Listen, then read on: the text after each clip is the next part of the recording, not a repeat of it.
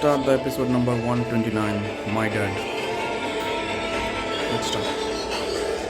आदित्य के पापा अभी भी उसकी तरफ वैसे ही घूर कर देख रहे थे। वो अपने सवालों का जवाब ढूंढ रहे थे और आदित्य बस अपने हाथ पीछे करके उनके सामने ऐसे खड़ा था जैसे वो उसे कोई डांट लगाने वाले हों। बचपन में भी वो उनसे डरता ही था और अभी भी उसके मन में वही डर था जिसे वो शायद कभी निकाल ही नहीं पाया। तब उसके पापा ने 2 सेकंड और उसकी आंखों में देखा। उन्हें हल्का सा गुस्सा वहां पर दिख गया, जिसकी वजह से उन्हें समझ आ गया कि आदित्य शायद बदला नहीं है। और तब उन्होंने उससे कहा, बैठ जाओ। आदित्य अपने पापा की इतनी बात सुनकर ही उनके साइड में बैठ गया और तब पापा ने उसकी तरफ देखकर वापस से पूछा, कैसे आना हुआ? यूं ही आपसे और सबसे मिलने की इच्छा हुई थी, आदित्य ने कहा, लेकिन उसके पापा की आंखों में दिख रहा था कि शायद वो इस बात का विश्वास नहीं कर पा रहे थे। तब उन्होंने पूछा, पक्का? झूठ तो नहीं बोल रहे हो तुम? नहीं, अब मैं झूठ नहीं बोलता। सच में आपसे मिलने की इच्छा थी, इसलिए यहां पर चला आया। और क्या क्या नहीं करते हो तुम? आदित्य के पापा ने एकदम से पूछा। उससे समझ आ गया कि वो उस तरफ इंडिकेट कर रहे हैं कि आदित्य पहले भी उनसे झूठ कहता था कि वो ड्रग्स नहीं करता, शराब नहीं पीता, लेकिन उन्होंने उसे जब पकड़ा तब आदित्य कुछ भी कहने के लायक नहीं रहा था। तब उसने अपनी आवाज को बहुत ही लो करते हुए कहा, मैं कुछ नहीं करता पापा। अब मैंने सारी बुरी आदतें छोड़ दी हैं और बस परिवार के बारे में सोचना शुरू कर दिया। बहुत जल्दी अकल आ गई तुम्हें। धन्य हो भगवान का कि उन्होंने आखिरकार तुम्हें सद्बुद्धि दे दी, पापा ने टोंट मारते हुए कहा। लेकिन तब वो कुछ जवाब नहीं दे पाया। तब उसके पापा ने आगे कहा, क्या करते हो तुम? मैं लाइफ फार्मास्यूटिकल्स में काम करता हूं, पब्लिक रिलेशंस डिपार्टमेंट में, आदित्य ने बहुत धीरे से कहा। यह बात सुनकर उसके पापा को हंसी आ गई और आदित्य को समझ नहीं आया। तब उन्होंने आगे कहा, बन गए ना नौकर? अरे अगर किसी डिपार्टमेंट में ही नौकरी करनी थी तो अपनी ही कंपनी ज्वाइन कर लेते। तब मैं तुम्हें डिपार्टमेंट में क्या पूरा डिपार्टमेंट हेड ही बना देता। लेकिन नहीं, तुम्हें तो हमसे चिढ़ है, हमसे तो लगाव ही नहीं है और हमारे नाम से ही तुम्हें बेइज्जती होती है ना? अपने पापा की इस बात को सुनकर आदित्य को थोड़ा गुस्सा आने लगा, क्योंकि वो ये बिल्कुल भी एक्सपेक्ट नहीं कर रहा था कि उसके पापा इतने सालों बाद भी उसे बस ऐसे ही ताने मारेंगे। उसने सोचा कि अब अगर उसे चीजें सही करनी है तो उसे वो करना पड़ेगा जो पिछली बार भी वो नहीं कर पाया। वो है जवाब देकर अपने पापा से कम्युनिकेशन गैप को मिटाना और उन्हें इस बात को समझाना कि वो क्या सोचता है। तब उसने कहा, ऐसी बात नहीं है पापा, मैंने सोचा था कि मैं अपनी ही कंपनी में काम करूंगा और कोई डिपार्टमेंट हैंडल कर लूंगा। लेकिन अगर आपको ध्यान हो तो कभी आपने मुझे इस तरीके का लगाव दिया ही नहीं कि मैं कंपनी की तरफ झुक सकूं या फिर अपने परिवार की तरफ थोड़ा सा भी अपना दायित्व निभा सकूं।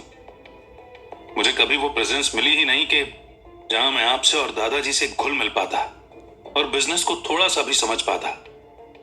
बहुत ही छोटी उम्र में आपने मुझे बोर्डिंग स्कूल भेज दिया। और आदित्य की बात कंप्लीट होती इसके पहले ही उसके पापा ने उसे बीच में टोकते हुए कहा, मुझे ये मत बताओ कि मैंने क्या किया और क्या नहीं। यहां पर जितने भी लोग हैं, अगर तुम उनसे पूछ लोगे ना कि ये करके मैंने कोई समझदारी की है या नहीं, तो तुम्हें पता चल जाएगा। या फिर अगर तुम आज भी मुझे बेवकूफ समझते हो और मेरे डिसीजन को गलत समझते हो तो वो बात तुम्हारी अपनी है। लेकिन तुम जिस तरीके के थे वो भी कोई अच्छा नहीं था आदित्य। जिस तरीके की हरकत तुमने कर रखी है और इस परिवार का नाम मिट्टी में मिलाने की कोशिश की है, उस सबको मैं सह नहीं सकता था, इसीलिए मैंने वो डिसीजन लिया। उसके बाद मुझे वो सारे फैसले लेने पड़े क्योंकि तुमने अपनी जिंदगी इस तरीके से खराब कर ली थी कि तुम्हें अपना बेटा बोलने में भी शर्म आती थी। आदित्य अपने पापा की इस बात को सुनकर चुप रहा और वो बस अपने मन में इन सारी बातों को घुमाने लगा। उसे फिर से अपने पुराने एक्शंस और पुरानी जिंदगी की उन सारी हरकतों पर रिग्रेट हो रहा था। और तब उसके पापा ने आगे कहा, तुम्हारे पास कहने के लिए कुछ भी नहीं है, मुझे पता है, क्योंकि तुम किस मुंह से मुझसे बात करोगे। आखिर एक बेटे होते तो कभी मुझसे मिलते, कभी मुझसे बात करने की कोशिश करते, लेकिन नहीं, तुम्हें तो तुम्हारी अकड़ प्यारी थी और बस उसी चक्कर में तुम हम सबको इग्नोर करते रहे। अरे जरा अपनी माँ के बारे में तो ख्याल कर लेते, बेचारी कितना रोती थी और कितना बोलती थी मुझसे कि उसे तुमसे मिलना है। लेकिन पता नहीं तुम में कौन सी अकड़ थी। आदित्य ने जब इतनी बात सुनी तो शायद वो अपने आप को कंट्रोल नहीं कर पाया और उसे पता था कि अब उसका गुस्सा और सारी बातें एक साथ बाहर निकलेंगी। उसने थोड़ी तेज आवाज में कहा, मुझे अकड़ थी। आप मुझे इस बात का दोष दे रहे हैं कि मैंने कभी आपसे कांटेक्ट एस्टेब्लिश करने की कोशिश नहीं की। कौन था वो जो मुझे बोर्डिंग स्कूल में छोड़कर गया था और कभी मुझसे मिलने नहीं आया? जब मैं वहां पर रात रात भर रोता था तो कौन ध्यान रखने आता था मेरा? कोई भी नहीं। वार्डन बस मुझे चुप कर देती थी और कहती थी कि सो जाओ, कुछ नहीं होगा, कल तुम्हारे पापा को फोन कर दूंगी। और जब मेरे सामने पापा को फोन लगता था तो वो फोन ही नहीं उठाते थे।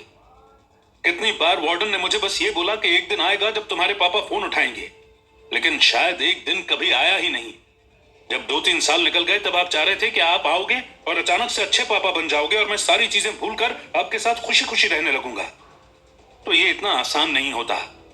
बच्चा था मैं, चीजों को समझने के लिए थोड़ा टाइम देना पड़ता है। मुझ पर क्या बीत रही थी मुझे पता था और ऐसे टाइम पर मैंने वही किया जो मुझे सही लगता था। आखिर शराब और ड्रग से मुझे थोड़ा सा रिलीफ तो मिलता था, मेरी नसों में थोड़ा सा चैन तो आता था। पर नहीं, आपको शायद ये बात कभी पसंद ही नहीं थी, इसलिए तो मुझे उठाकर यहां ले आए। और फिर क्या हुआ वो तो आपने देख ही लिया। पूरी जिंदगी मैं बस आपकी और आपके पापा की बातें सुनूं और दोनों के बीच में पिसता रहूं। ये क्या सही है? आदित्य की इस बात को सुनकर किचन के अंदर से मृणाली और उसकी मां भी बाहर आ गई थी। वो हॉल में खड़े होकर बस उन दोनों को ही देखे जा रही थी। आदित्य को और गुस्सा आ रहा था, इसलिए वो अपनी जगह पर से खड़ा हुआ और इधर उधर घूमने लगा। वो और भी बहुत सारी बातें कहना चाहता था और उसके मन में जैसे सारा गुस्सा बस अपने पापा की तरफ ही डाइवर्ट हो रहा था। इसी बात को सोचकर वो आगे कुछ कहता, इसके पहले ही उसके पापा ने कहा, हाँ बस यही तो आदत है तुम्हारी कि तुम मुझे ब्लेम कर देते हो। क्या गलती थी मेरी? मैं भी तो एक बाप हूं, मैं भी तो एक बेटा हूं। तुम्हारे और पापा के साथ में मैं बीच में नहीं फंसा हुआ हूं क्या? अगर उनकी बात नहीं सुनूंगा तो वो मुझे अपना बेटा मानने से मना करेंगे और तुम्हारी बात नहीं सुनूंगा तो तुम मुझे बाप की इज्जत नहीं दोगे। क्या मुझे कभी नहीं लगता कि जैसा मैं अपने पापा के लिए करता हूं ऐसा कोई मेरे लिए करे? लेकिन नहीं, तुम्हें तो कभी समझना ही नहीं है कि परिवार क्या होता है, कैसे होता है। तुम्हें उससे फर्क ही नहीं पड़ता है। बस हम किसी दिन मर जाएंगे और तुम उसके नाम पर रो लेना। बस यही है ना तुम्हारी इच्छा कि हम मर जाएं, और इसलिए तुम यहां आए हो कि मरने के पहले एक बार उनका चेहरा तो देख लो, ताकि दुनिया बोले कि आदित्य तेरा परिवार मर गया तो तुम एक बार उनको यह कह सको कि तुम उनसे मिलकर आए थे। अरे तुम्हें क्या पता कि हमारी जिंदगी में क्या चलता रहता है? क्या चलता रहता है बताओ ना। आज यहां पर खड़ा हूं तो सारी बात हो ही जाए। आदित्य ने उसी तरह चिल्लाते हुए कहा। इतनी बात सुनकर उसकी मां उसके पास आई और उन्होंने उसका हाथ पकड़कर अपनी तरफ उसे घुमाया और कहा, आदित्य अपने पापा से इस तरीके से बात मत करो, चुप हो जाओ और चलो मेरे साथ अंदर। वो आदित्य का हाथ पकड़कर उसे खींचते हुए अंदर ले जाने लगी, लेकिन बीच में ही उसके पापा ने जोर से चिल्लाते हुए कहा, कहीं नहीं जाएगा ये, इसको मेरी बात सुननी है तो सुन लेने दो। हाथ छोड़ो इसका और तुम अंदर जाओ दोनों। लेकिन कुछ नहीं, जैसा मैंने कह दिया वैसा ही करो, नहीं तो मुझसे बुरा कोई नहीं होगा। आदित्य की मां ने जब उसके पापा की आंखों में देखा तो उन्हें दिख गया कि वहां पर बहुत ही ज्यादा गुस्सा है, और ऐसे तो वो आज तक उनके ऊपर कभी नहीं चिल्लाए हैं। इसी बात को सोचकर उन्होंने आदित्य का हाथ छोड़ दिया और फिर वो मृणाली को पकड़कर वापस अंदर ले गई।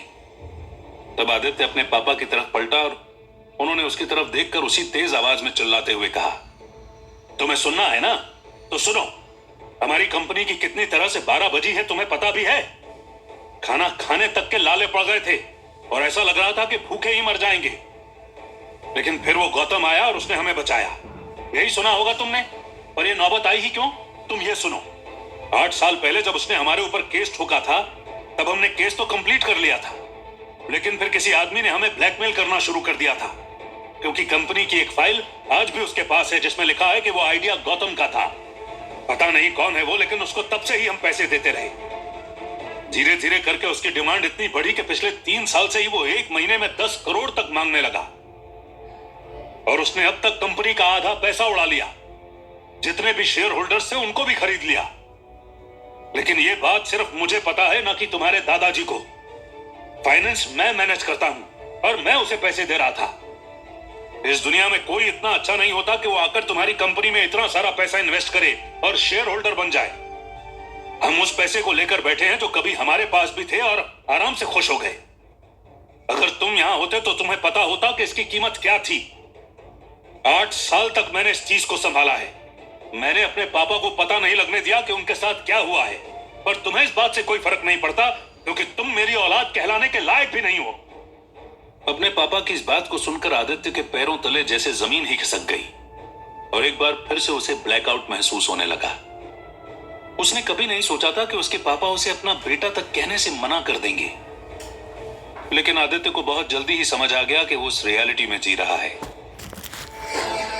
Thanks for watching. Thanks for hearing. Sorry. We'll come with new episodes shortly.